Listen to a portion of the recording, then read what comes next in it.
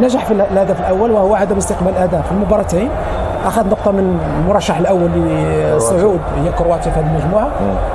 المباراه اليوم لعب نفس الاسلوب نفس الطريقه، لكن مع ربما جرأة بعض الشيء في الشوط الثاني في الخروج في المرتدات. شاهد اصبح الفريق يلعب شويه بضغط عالي اكثر مع بوفال قبل ما يخرج، قدم شوط ثاني مفرد. صوتك في قلت كما قلت التبديلات حتى الهدف ساعدنا كثير. الهدف مع اول دخول اللاعب صابري سجلوا للهدف اعطى ثقه اكثر للاعبين. بدانا نلعب بشكل جيد خصوصا دفاعيا، لم نرتكب اخطاء وهذا شيء مهم. واليوم كذلك الحارس لازم يعطيه دوره اليوم، لأن الحارس لم يكن معه ولم يكون لاعب اساسي. صحيح. قدم مباراه كبيره اليوم، وهذه قوه الحراس عندما يكون عندك حارسين على مستوى.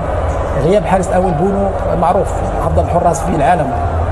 كذلك بالنسبه لمنير، منير كان جاهز وكان موجود في الوقت المناسب يحتاجون زملائه، تدخل وعطى دائما يعطيك ثقه وحافظ على الشباك نظيفه. صحيح مع المدافعين طبعا بقياده السايس مع اكرد مع دخول جواد يامير كذلك، وتغيير اسلوب طريقه اللعب. تكلم عن حاتم اصبح يلعب بخمسه لاعبين باربعه في وسط الملعب. نعم. يعني لم يعطي الفرصه، لم يعطي المساحات.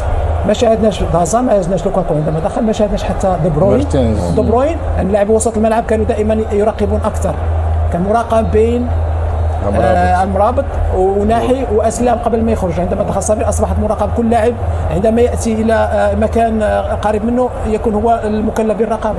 وهذه عندما تاخذ لوكاكو برغم اشتراك كل الاسماء تروسارد ميرتنز البدلاء هازارد لوكاكو هو مصدر خطوره في هجوم بلجيكا. نقطة مهمة بالنسبة لي في تغيير الظهير الايسر.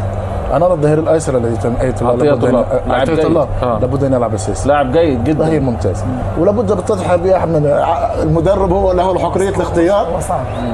صعب واحد يلعب بايرن مثلا. الاشكال هنا، لكن احنا نتكلم هو مزراوي يستطيع ان يلعب ظهير ايمن ايضا. لا هو يختار ظهير ايمن، بين مزراوي حكيمي هو يختار على حسب الخاص. بس هو حكيمي صحيح، حكيمي يصاب استغناء عنه. انا معك، انا متفق، لكن يعني تستغني عن مزراوي ولا عن حكيمي، لكن الظهير ليس ممتاز. بيعمل الاضافه كل ما بينزل بيعمل الاضافه، لانه هو ظهير ايسر. عدلته هو ظهير ايسر، هذه شغلته. مزراوي ظهير ايمن، حكيمي ظهير ايمن. مزراوي يلعب كظهير ايسر لانه مطالب دفاعيا جيد، لكن على المستوى الهجومي صحيح. لكن كما قلت آية الله تو جيد، لكن صعب المدرب انه طلعوا جناح يا حكيمي. لا هو ما شاء الله المنتخب المغربي كسكواد كفرقه 26 لاعب مدجج بالنجوم. يعني لاحظنا ان البدلاء الذين نزلوا هم الذين احدثوا الفارق. الاعتماد ليس على 11 لاعب فقط. انا على التغييرات كمان ايمن، انا اشوف حمد الله لما نزل، حمد الله افضل من النصيري. انا اشوف حمد الله في الاستحواذ يا يوسف والتحكم بالكره حسب طبيعه المباراه حسب طبعا كل واحد له مزيد. هو لاعب مهم ولاعب عنده امكانيات، لكن الاسلوب اللي يلعب فيه المغرب خصوصا التراجع والتحفظ. نصيري بدنيا عنده اسرع كمان يضغط لا يقوم بعمل كبير. ولكن انت هنا احتفال المغاربه داخل في الملابس حتى مع الطريقه دي انت محتاج المهاجم يعمل كنترول على الكره. لكن عندما تلعب على المرتدات تحتاج السرعه، تحتاج اللاعب سريع اكثر. هو قوه اللاعب حمد الله هي في البوكس. انت في مع زياش زياش يا يوسف وبوفال، لو حطيت معاهم حمد الله لاعب يبقى محطه لكن تضغط. ايوه ما انا لا حتى لو مش بتضغط، حتى لو لاعب يدي الفرصه زي والله ما اجملها من حيره المدرب ان يكون لديه لاعبين بهذا المستوى يفاضل بينهم. اكيد زي جيرو ما بيعمل مع يوسف في نقطه. لماذا؟ لانه نصيري يمكن في ال 18 في البوكس اقل من حمد الله، لكن بالنسبه للمدرب لماذا يلعب بنصيري؟ لانه نصيري يدافع ويرجع اكثر من حمد الله. نعم. هذه النقطه. ثم لا ننسى ان حمد الله عائد للمنتخب بعد 3 سنوات صحيح تقريبا. لا هو لاعب جيد، لا حد ينكر انه لاعب جيد هو حمد الله، لا شك في ذلك. لكن احنا نتكلم اسلوب المدرب. اسلوب مدرب اليوم الركراكي لما نتكلم على المستوى التكتيكي يريد الانضباط ويريد الدفاع بشكل جيد، وشاهدناه مع التعامل مع بوفال، تعامل مع المزال، تعامل مع العديد اليوم في توصياته للاعبين. لكن انا ارى انه يبدا بالنصيري ثم حمد الله يدفع بالشوط الثاني. الوقائع تثبت ان وليد الركراكي صح 100%. لا اكيد اللي عمله أكيد. اللي عمله في اختيار التشكيل، في التبديلات، أكيد. في كل شيء، اختيارات رغم وكلها. تعرض لصدمات. الصدمه الاولى كانت اعتذار ياسين بونو عن اللعب قبل دقيقه من ضربه البدايه، واشترك منير محمدي بدون تسخين وحافظ على الشباك نظيفه. ثانيا الهدف الملغى في نهايه الشوط الاول صحيح. في توقيت كان يمكن ان يعطي المغرب افضليه كبيره، مع ذلك ثابر الفريق. مع العلم ابو خالد ان المزراوي وحكيمي لم يتدرب مع المجموعه الا امس، كانوا كل مصابين. نعم. كان خبر عضلي. على نعم. غيابهم. نعم. رغم ذلك فهم لاعباب اليوم كلاعبين اساسيين. انت تتحدث عن مجموعه من اعلى المستوى في العالم، يعني لاعبين محترفين في اكبر انديه ما شاء الله. يحسب لوالد الركراكي نعم. انه مسيطر على المجموعه، اللي يلعب واللي ما يلعب، اللي يلعب نعم. واللي حتى لا يدخل.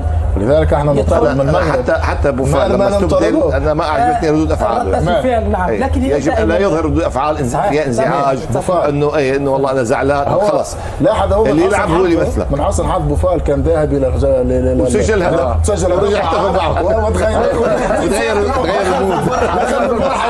لذلك الهدف الذي سجله هو سجل اسم المجموعه. شاهدنا الهدف لما صنعه حكيم زياش لبخلال.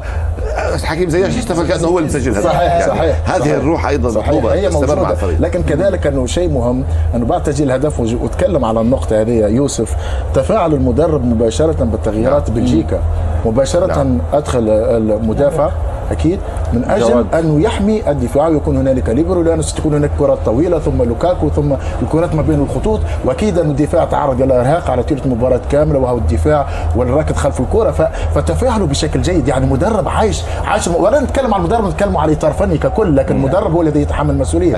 يتفاعل بشكل ايجابي، عايش المباراه. واحنا نتكلم عن المستوى العالي. اليوم المغرب لما نطالب من المغرب الاداء، لأن يعني المغرب لديه إمكانيات.